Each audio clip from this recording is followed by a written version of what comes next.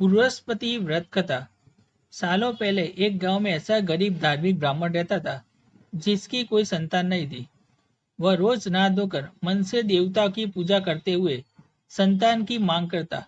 लेकिन ब्राह्मण की पत्नी खूब आलसी थी। वह न स्नान करती थी और न ही पूजा पाठ। पत्नी की सादत से ब्राह्मण दुखी रहता था। ब्राह्मण के धार्मिक गुणों से उसके घर में जल्दी संतान के रूप में एक पुत्री ने जन्म लिया। उसकी पुत्री भी ब्राह्मण की ही तरह धार्मिक थी। जैसे जैसे वो बड़ी होती रही थी, पूजा पाठ में उसका मन भी उतना ही लगने लगा। वह हर रोज सुबह उठती, स्नान करती और भगवान विष्णु का ध्यान व जप करती थी। इसी तरह वह बृहस्पतिवार का उपवास भी करने लगी। इससे ब्राह्मण के घर की गरीबी भी दूर होती गई। हर दिन पूजा पाठ करने के बाद वह पढ़ने के लिए स्कूल भी जाती थी। स्कूल जाते समय वह अपनी हाथों की मुट्ठियों में जौ भरकर स्कूल के रास्ते में गिराती थी। जब वह स्कूल से वापस घर के लिए आती थी तो गिराए गए जौ के दाने सोने में बदल जाते थे, जिन्हें उठाकर वह घर लेकर चली आती थी। एक दिन ब्राह्मण की बेटी सोने के जौ सूप में साफ कर रही थी।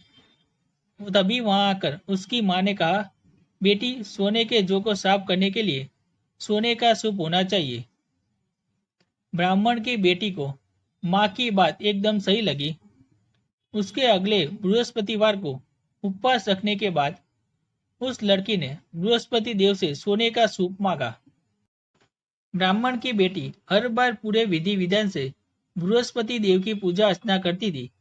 इससे प्रसन्न होकर भगवान उसकी सारी इच्छाएं भी पूरी कर देते थे। इसी तरह उन्होंने सोने के सूप वाली प्रार्थना को भी स्वीकार कर लिया। अगले दिन हर रोज की तरह ब्राह्मण की बेटी पूजा पाठ करके स्कूल गई और रास्ते में जौ के दाने बोते हुए गई। वापस आते समय वह जौ के दाने बीन रही थी तो उसे सोने का सूप भी मिल गया।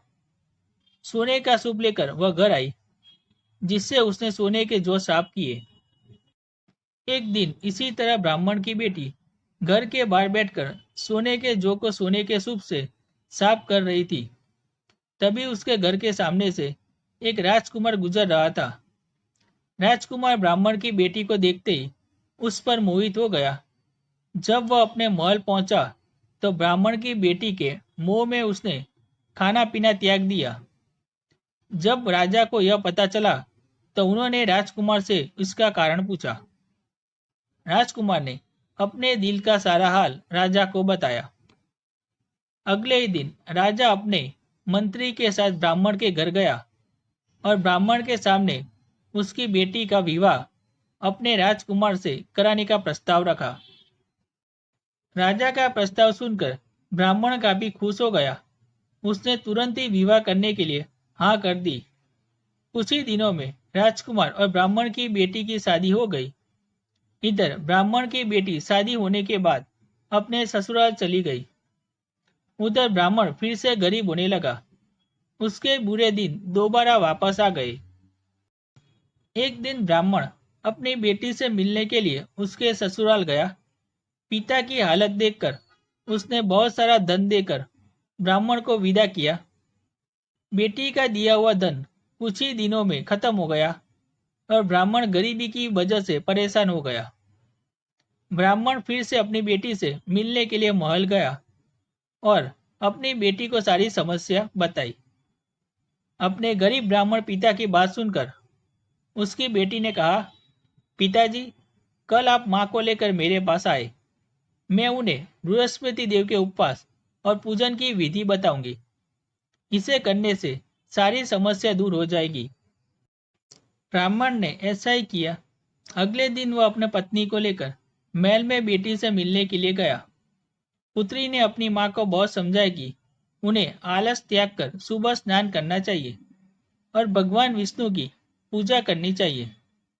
लेकिन ब्राह्मण की पत्नी ने उसकी एक भी बात नहीं सुनी। वह अभी से पहले की तरह ही रहती थी।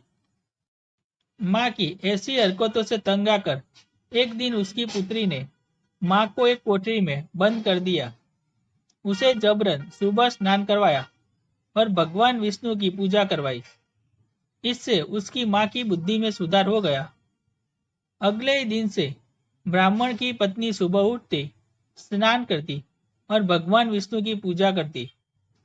साथ ही बेटी के बताए अनुसार हर बृहस्पतिवार के दिन वो उपवास भी करने लगी। इससे प्रसन्न होकर बृहस्पति देव ने उनकी सारी गरीबी और समस्या दूर कर दी। फिर वह एक सुखी और संपन्न जीवन जीने लगी। इस व्रत के प्रभाव से मृत्यु के बाद ब्राह्मण और उसकी पत्नी को स्वर्ग का द्वार भी मिला। कहानी से सीख। आलस्य करने से किसी भी तरह का काम नहीं बनता है। आलस्य को छोड़कर सुबह जल्दी उठकर पूजा पाठ की जाए तो मन भी शांत रहता है और मनोकामनाएं भी पूरी होती है। अगर आप विष्णु जी के सच्चे भक्त हैं तो वीडियो को लाइक जरूर करें, कमेंट में जय विष्णुदेव अवश्य लिखें। साथ ही चैनल को सब्सक्राइब करना ना भूलें। धन्यवाद। जय विष्णुदेव।